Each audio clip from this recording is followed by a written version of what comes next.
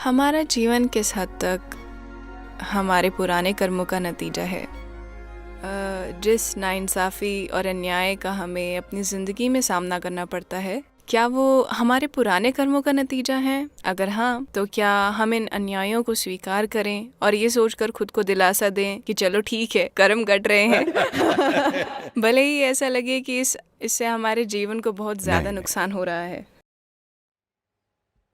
समानता, अब आप इतनी बड़ी हो गई हैं कि समझ जाएं। मैं ये नहीं कह रहा हूँ कि आप ओल्ड हैं, मैंने कहा आप इतनी बड़ी हैं।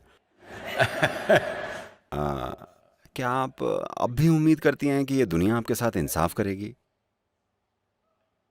इसीलिए तो मैं ये सवाल पूछ रही हूँ।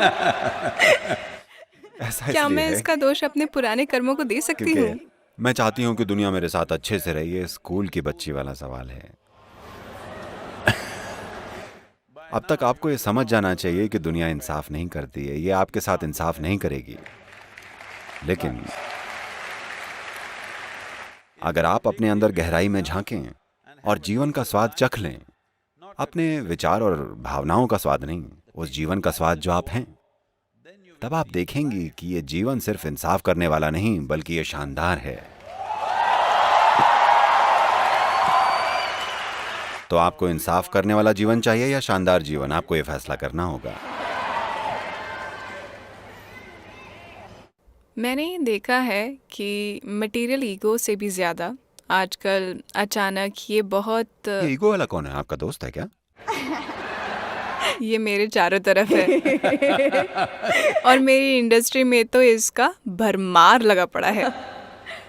तो मैंने देखा है कि आजकल मटेरियल ईगो के अलावा स्पिरिचुअल ईगो भी फैला हुआ है।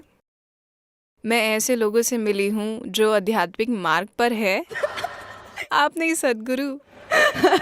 जो खुद को आध्यात्मिक मार्ग पर न चलने वाले लोगों से ऊंचा मानते हैं।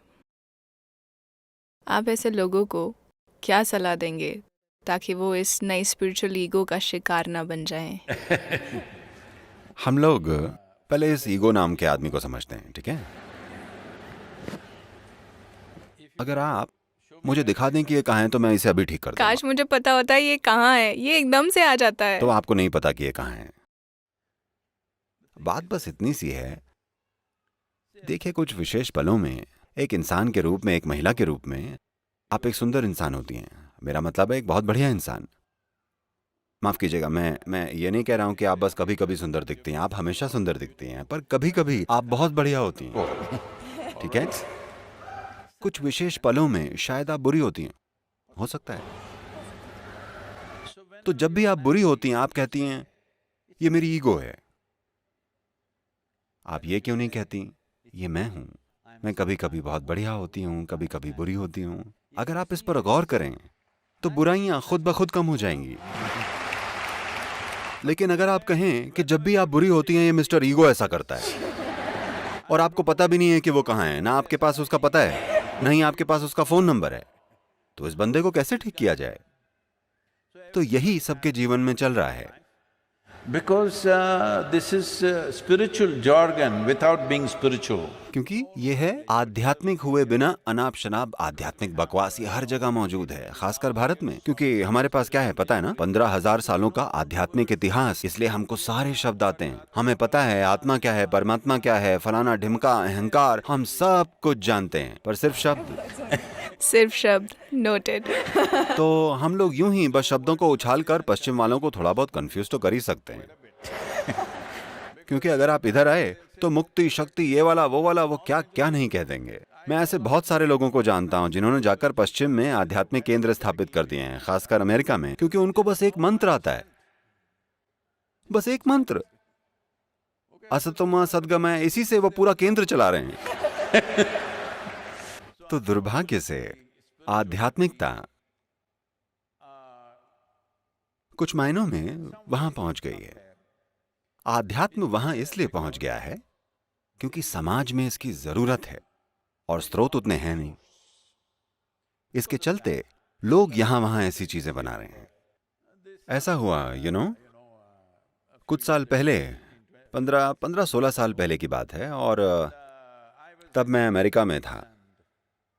तब हमारे ऑफिस में किसी ने मुझसे कहा, सदगुरु, आपको पता है कि हर रोज 1 लाख लोग गूगल पर आध्यात्मिकता शब्द टाइप कर रहे हैं।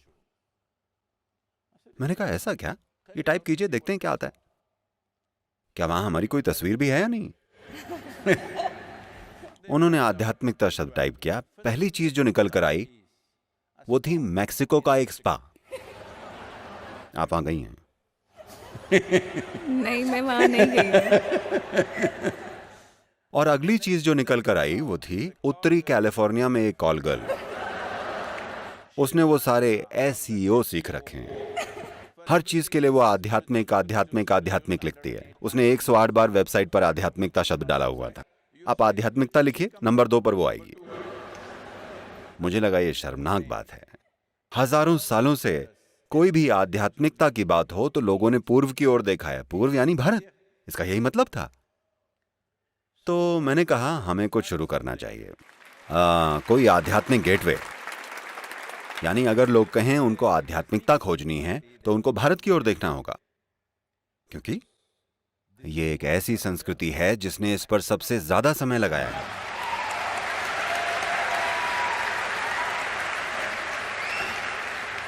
Maximum amount of time exploring human consciousness and the mechanics. मानव चेतना और इंसानी मशीन के मैकेनिक्स की खोज में सबसे ज्यादा समय लगाया है कि ये सतह पर और आंतरिक स्तर पर कैसे काम करता है, ये काम कैसे करता है, हम इसके लिए क्या कर सकते हैं। इस सब की खोजबीन की गई है। ये मैं इसलिए नहीं कह रहा हूँ क्योंकि मैं भारत से हूँ। दुनिया को करीब से देखने के बाद ये कह रहा हूँ कि आध्यात्म को कहीं और Has it been looked at like this? इस तरह से नहीं देखा गया है। तो मैंने कहा कि हमें एक आध्यात्मिक गेटवे बनाना चाहिए। भारत यानी एक आध्यात्मिक द्वार। मुझे आपको बताना चाहिए, लगभग 15 साल पहले तक मैं भारत में किसी भी गुरु से नहीं मिला था। मैं बस यूं ही नहीं मिला, मैं बस अपना काम करने में बिजी था। मैंने कभी नहीं सोचा कि मुझे जाकर किसी से मिलना पड़ेगा। मैं कभी किसी दूसरे आश्रम में भी नहीं गया। और फिर मैंने सोचा ठीक है, मैं एक कोशिश करता हूं। फिर मैंने कुछ फोन कॉल किए, उन सब ने मेरा फोन अच्छे से रिसीव किया और फिर मैं कुछ लोगों के पास जाने लगा और जुड़ने लगा। 125 गुरुओं के साथ हमारी एक मीटिंग हुई। हमने ये नियम बनाया कि कोई भी अपनी फिलॉसफी की बात नहीं करेगा। आप अपनी फिलॉसफी रखिए, ये बस एक मीटिंग है। ये मीटिंग सिर्फ अपने आश्रम या अपने योग केंद्र या आपका जो कुछ भी है उसको बेहतर बनाने के लिए है। हम आपको मैनेजमेंट सिखाएंगे, हम आपको ब्रांडिंग सिखाएंगे, हम आपको सिखाएंगे कि वेबसाइट कैसे बनाते हैं, हम आपको सिखाएंगे कि अंतर्राष्ट्रीय समुदायों के सामने खुद को प्रस्तुत कैसे करना है। आपकी फिलॉसफी आप हमारी मत छुइए, हम आपकी नहीं छुएंगे। आप अपना काम करते रहिए, क्योंकि यही संस्कृति की खूबसूरती है कि ये सैकड़ों रूपों में, हजारों रूपों में रह सकती है और हमको ये चलेगा। तो जब मैं ये सब कर रहा था, खैर मैं कई शानदार लोगों से मिला, लेकिन इसके साथ साथ कम से कम 60 से 65% लोग मुझे कहते हुए दुख हो रहा है। मैंने पाया कि अगर मैं हवाई अड्डे या गोल्फ कोर्स में जाऊं तो मुझे बेहतर लोग मिलते हैं इन तथाकथित आध्यात्मिक केंद्रों की तुलना में, क्योंकि ये अनाप शनाप चीजों से भरे हैं। No heart, no depth, no profoundness. कोई दिल नहीं है, न कोई गहराई है, न गहनता है। बस एक एक मंत्र है, एक एक बकवास है, एक फिलॉसफी है जो उन्होंने कहीं से पढ़ ली है। ये ऐसे ही चल रहा है, इसे बदलने की जरूरत है। तो लोगों में ये गहराई लाने के लिए जैसे जैसे लोग मेरे करीब आते जाते हैं, मैं उनके साथ ज्यादा से ज्यादा कठोर होता चला जाता। जो मेरे बहुत करीब हैं उनके लिए मैं बेहद निर्दयी हूँ। Yes. क्योंकि आध्यात्म में बस सत्यनिष्ठा लेकर आना इतना मुश्किल है। क्योंकि जैसे ही वो आध्यात्मिक होते हैं, बस थोड़े से, जैसा आपने कहा, आप इसे आध्यात्मिक ईगो कह रही हैं, मैं इसे आध्यात्मिक हवा कहता हूं। जैसे ही उन्हें आध्यात्मिक हवा मिलती है, वो हवा के बुलबुले उनके सिर में घुस जाते हैं। अचानक वो अजीब हो जाते हैं। वो ऐसी बातें करने लगते हैं जिनका वजूद नहीं है। वो ऐसी बकवास बोलना शुरू कर देते हैं जिन्हें कोई नहीं समझता। अगर आप कुछ बोलें, कुछ भी बकवास जो आप कर रहे हैं, तो आपके सामने मौजूद लोगों को वो समझ आना चाहिए, नहीं तो आप बोल ही क्यों रहे हैं? क्योंकि कुछ बोलने का मकसद लोगों को ये समझाना है कि आप क्या कह रहे हैं। नहीं, अगर मैं कुछ ऐसा कहूं जो आपकी समझ में ना आए तो मैं बड़ा हो जाऊंगा और आप छोटे। ये कचरा है, ये बहुत ज्यादा समय से चलता आ रहा है। तो This whole spirituality as a thing, दुर्भाग्य से पूरी आध्यात्मिकता के लिए ये बुरा समय चल रहा है। लेकिन धीरे धीरे चीजें बदल रही हैं, क्योंकि लोगों की जानने की इच्छा बढ़ रही है। मुझे आपको ये बताना चाहिए कि 40 साल पहले जब मैंने पहली बार योग कार्यक्रमों की शुरुआत की थी, कई अलग अलग रूपों में, इनर इंजीनियरिंग कार्यक्रम, तब 85% लोग सिर्फ हेल्थ की प्रॉब्लम्स के लिए कार्यक्रम में आते थे। केवल 12-15% लोग ही कुछ जानने के लिए आते थे। आज 90% से ज्यादा लोग इसलिए आते हैं क्योंकि वो कुछ जानना चाहते हैं, कुछ अनुभव करना चाहते हैं। केवल 8 से 10%।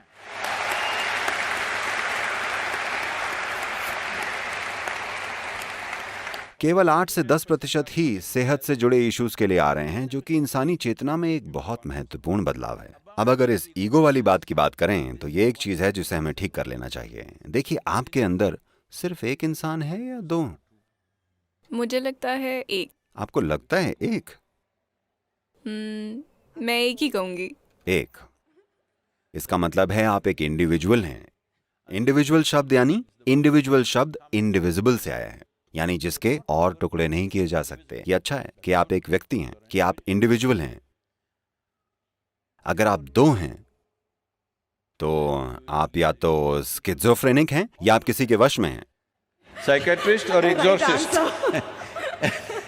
या तो मनोचिकित्सक या ओझा को आना पड़ेगा। तो ये बहुत महत्वपूर्ण है कि हर कोई इसे समझ ले।